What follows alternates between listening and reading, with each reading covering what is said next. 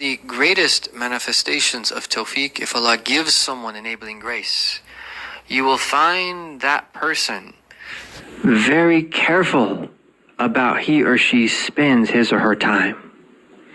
And that you will find them striving to make the best of every moment, making the most of every single moment that Allah subhanahu wa ta'ala permits that person to live.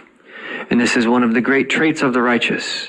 And this is across the board. Wherever you travel in the Muslim world, you will see the true people of Islam that have embodied the sunnah of the Prophet sallallahu alaihi wasallam. They simply don't waste time. I remember being in class with Marabat al-Hajj. You would come and you would read with him. And oftentimes there'd be other students who would start reading right after you. But if you stopped reading and paused for a second or two, he would immediately say, La ilaha illallah, in a way that would resound, that would impact you very deeply.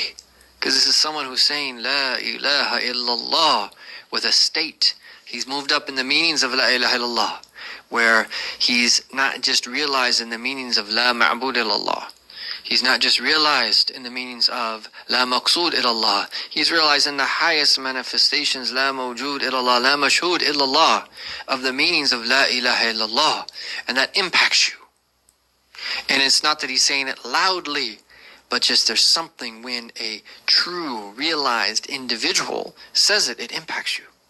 And I remember that being one time with one of his greatest students, Marabi Ahmed Fal, and we were sitting there and he was very kind, he was very gracious, very welcoming, very hospitable. But you had to realize that there was a point where you had to just stop and move on to whatever it is that you need to be doing, because he has a mission. He would welcome you, he would ask questions, he would talk to you.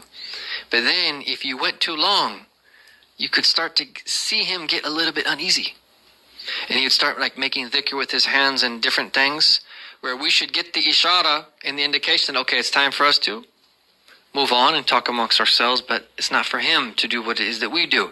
He's either going to be in a state of teaching, a state of remembrance, a state of worship, or something of that sort.